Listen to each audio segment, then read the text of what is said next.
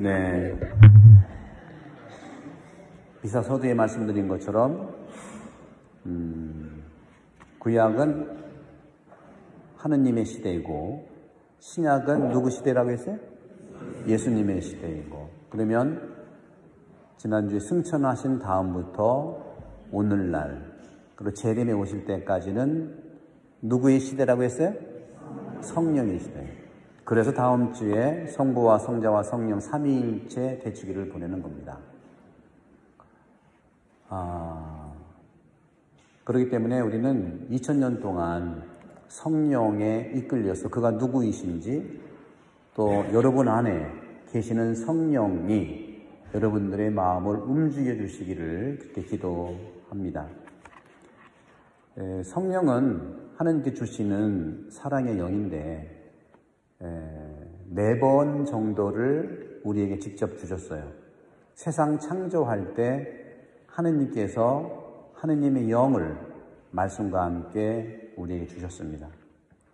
그리고 무수의 구약은 성령에 이끌려서 사제, 예언자, 왕에게 임하시고 성령을 받아서 백성들을 하느님께 인도했습니다.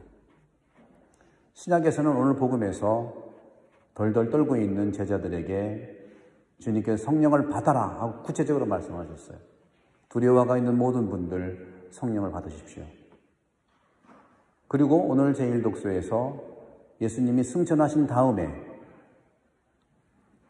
성령께서 내려오셔서 성령이 가득 차도록 이끌어 주셨습니다. 그리고 종말 때에 분명히 성령과 함께 오십니다. 분명합니다. 그러니까 5번이죠. 정확히. 시작 때와 또 예수님 부활하셨을 때, 승천하셨을 때, 그리고 오늘 복음에서 나왔고 승천하셨을 때 4번, 그 다음에 재림 때는 분명히 성령과 함께 오실 거예요. 그리고 그 사이사이에 수시로 주십니다. 그러나 공적으로는 이미 받으셨고 또 여러분들이 공적으로 신앙인으로서 성령을 받은 때는 언제냐? 구체적으로 성사적으로 세례 때예요. 그러니 여러분들은 이미 다 하느님 성령 안에 사시는 분들입니다. 그런데 오늘 1독서와 2독서에서 성령을 받는다는 것은 어떤 뜻일까? 성령을 받은 사람은 또 어떻게 살아가느냐? 2가지예요. 첫 번째, 사도들이 말한 모든 것을 각자의 지방말로 알아들었다는 거. 이게 굉장히 중요합니다. 그러니까 성령의 삶을 사는 사람들은요, 자기 목소리를 주장하는 게 아니라 자기가 하는 말이 상대방의 언어로 들리는 은총을 주는 거예요. 예를 들어서 제가 미국 사람이라고 봐요. 미국 사제인데 미국 사제면은 영어로 강론하겠죠? 영어로 막 하면 여러분들은 태안말로 듣는다는 거예요. 이게 성령께서 주시는 은사고 성령을 받은 사람은 상대방의 언어를 존중해서 피어나라는 겁니다. 우리나라 말로 뭐가 비슷할까 생각해 봤는데 이거 좀 방문 때 말하기 적절하지 않은 것 같은데 개떡같이 말을 해도 네, 그런 것 같아요. 근데 그거는 반대죠. 이제 지금 반대로 찰떡같이 얘기를 해도 자기 식대로 알아들을 그러니까 상대방의 언어로 얘기하면 좋겠다 하는 말씀을 하고 있는 거죠. 또 한 가지 오늘 제2독서에서는 고린도전서인데요. 고린도전서에서는 같은이라는 말이 굉장히 많이 나와요. 같은. 그러니까 이 같은이라고 하는 이 말 속에는요, 또 하나라고 하는 말과 연결이 되는 거예요. 은사는 여러 가지지만 같은 성령이라는 거예요. 직분은 여러 가지지만 같은 주님이라는 거죠. 활동은 여러 가지지만 같은 하느님이라는 겁니다. 같은 하느님 속에서 산다는 거예요. 또 한 몸도 마찬가지예요. 한 몸과 같은은 동의어인데 몸은 하나지만 많은 지체를 가지고 있다. 또 몸의 지체는 많지만 모두 한 몸인 것처럼 그리스도께서도 그러하시다. 그러면 토탈에서 그 성령은 누구시냐? 화해와 통합의 은총이라는 거죠. 화해와 통합의 성령이라는 거죠. 이렇게 화해와 통합의 은총을 살아가는 사람은요, 영적인 선물, 성령의 열매를 받는데 바로 유능함이라고 하는 선물을 받을 수 있어요. 유능한 사람이 화해하고 통합하는 사람이에요. 그러니 성령의 오늘 여러분들 열매를 뽑으시면서 성령의 유능한 능력을 받으십시오. 그리고 그 성령의 열매는 나를 포함해서 모두에게 공동선을 주시는 은총이라는 것이죠. 그러면 성령의 반대는 뭘까요? 성령의 반대는 뭐예요? 성령의 반대 뭐죠? 악령이죠. 네. 한번 얘기해 볼까요? 성령의 반대는? 그럼 악령의 지표는 뭘까요? 성령의 지표는요, 화해와 통합인데 악령의 지표는 뭘까요? 분열이죠. 그게 성경에 나와요. 바벨탑 사건일 거예요. 바벨탑이 목적은 좋아요. 하느님께 우리가 올라가서 그분을 기도하겠다 하는데 같은 말을 쓰는데 다 서로 못 알아들어. 한국말을 쓰는데 서로 못 알아들어. 근데 성령이 오셨을 때는요, 사도들이 하는 말을 각자의 지방말로 알아듣는다고 오늘 얼마나 많이 지방을 얘기했어요. 메소포타미아, 유다, 파르티아, 메디아, 엘람 사람, 폰투스 사람, 아시아 주민 엄청 많아요. 그때도 우리가 핸드폰에 번역기가 있었나 봐. 번역기하면 그에서 성령의 그런 지표로 오늘날도 장사가 되는 거예요, 이게. 여러분들, 대박 장사가 잘 되려면 성령의 기능을 상품화하십시오. 스티브 잡스가 유명한 게 그거예요. 이렇게 성령의 열매는 유능함이라든가 또 일관성 있는 것이 성령의 열매예요. 악령의 열매라고 말씀 없죠. 악령의 결과는 분열이고 그 분열은 무능함에서 나오는 거예요. 자기 주장을 고집스럽게 한다든가 자기 제안을 하면 되는 건데 고집스럽게 하는 게 척지는 거, 이게 무능함의 모습이죠. 이게 악령의 결과예요. 성령은요, 거룩한 하느님의 축복입니다. 여러분 이미 세례 때 받으셨어요. 세례 때. 성부와 성자와 성령 이름으로 세례 받으셨죠. 그리고 예수님께서도 요한복음 3장 15절에 3장 5절이죠. 3장 5절에 나는 여러분들에게 물과 성령으로 세례를 주겠다고 했어요. 그죠? 세례자 요한은 물로 세례를 줬지만 나는 물과 성령으로 세례를 주겠다고 말씀드렸어요. 그러면 성령은 뭘까요? 성령은 물이에요. 물. 어떤 물이요? 거룩한 물, 영적인 물. 알렉산드리아 클레멘스 교부는 하늘의 물이라고 해서 하늘의 물. 하늘의 물이야말로 성령이다 하고 얘기했어요.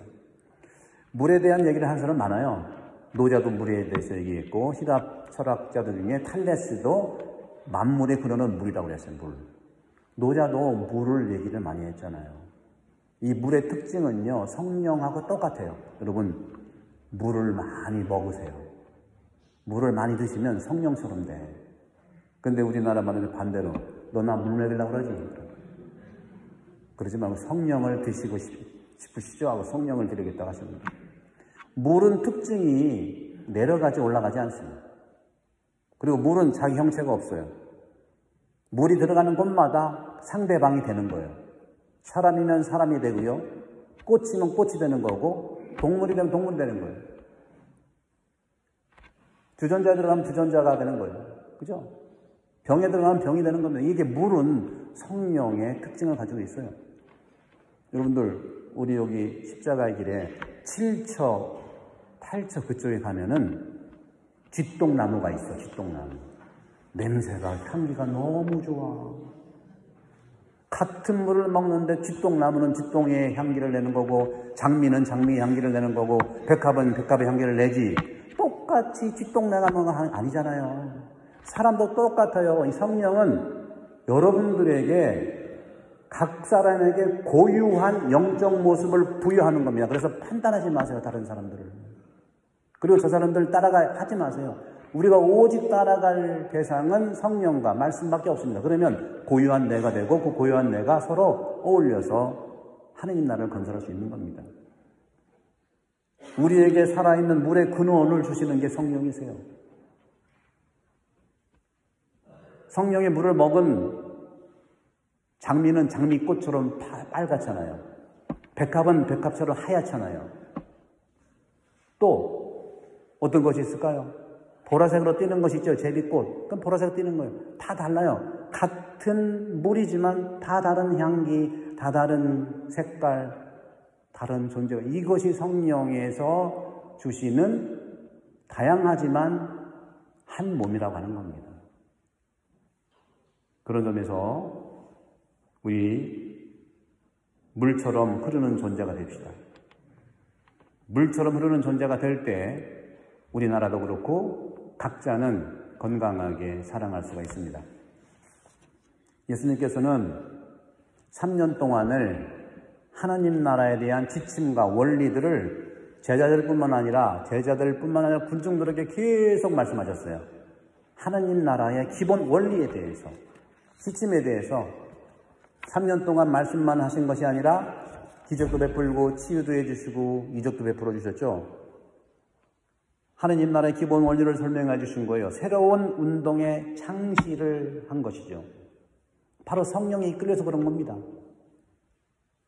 그래서 우리 안에 성령은요, 여러분들 새로운 정신을 얘기해요. 구태적인 정신이 아니라 내가 했으니까 이거 최고야가 아니라 새로운 정신으로 새 사람이 되는 겁니다. 그러니까 오소서 성령님 하면 옛날로 돌아가게 해주셔서 하지 않잖아요.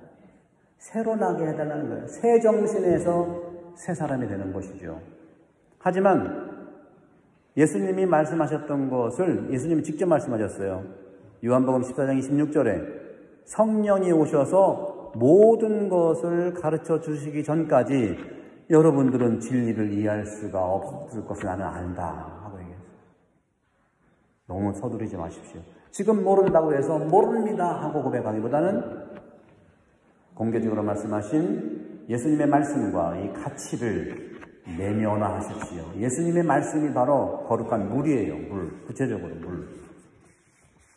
끝으로 저는 각자에게 주신 영적인 그런 모습들, 그것들은 모든 민족들을 잘 살게 하려고 로마 제국을 한번 말씀드려 볼게요. 로마 제국이 엄청난 부를 이루었고 엄청난 영토를 확장했잖아요.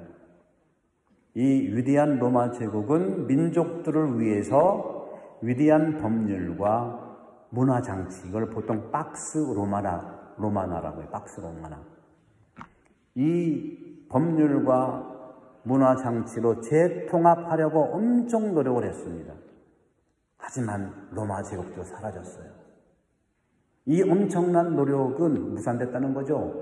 그 다음에 신성 로마 제국으로 변화됐고, 그 다음에 또 변화됐고, 그리고 그 폐허 위에 사랑의 정신으로 흩어진 사람을 하나로 모은 교회가 세워졌다는 거예요. 교회는 망하지 않아요. 로마 제국 사라졌죠. 신성 로마 사라졌죠. 다 사라졌지만 그리스도교는 인간의 그런 욕심이 아니라 성령으로 인한 사랑으로, 사랑의 새정신으로 흩어진 사람을 다 하나로 모아서 교회가 생긴 겁니다. 우리도 사랑으로 모일 때 교회는 영원히 갈 수 있어요. 인간의 로마 제국 같은 법률과 필요는 해요. 그걸로 영원히 갈 수 없어요. 법률 안에 사랑이 있는 거예요. 여러분들 이 건물 안에 사랑이 있을 때 성당이지, 건물이 있지만 사랑이 없다면 성당이 아니죠. 그래서 제가 십자가의 길을 한 거예요. 십자가의 길은 사랑의 길이잖아요. 제가 성모예반 마친 다음에 축복한 다음에 많은 분들이 이렇게 기도를 하는 걸 보고 사랑이 막 생기는 거예요. 사랑은 성령의 가장 분명한 표징입니다. 사랑만 있으면 물도 필요 없고 색깔도 필요 없고 다 필요 없어요. 사랑이 필요하니까 거기에 표현을 한 몸이다, 직무는 다르지만 하나다 하고 강조하지, 사랑이야말로 성령의 가장 분명한 표정이니 여러분들 안에 사랑의 성령이 활활 타오르도록 저는 여러분과 함께 기도하겠습니다.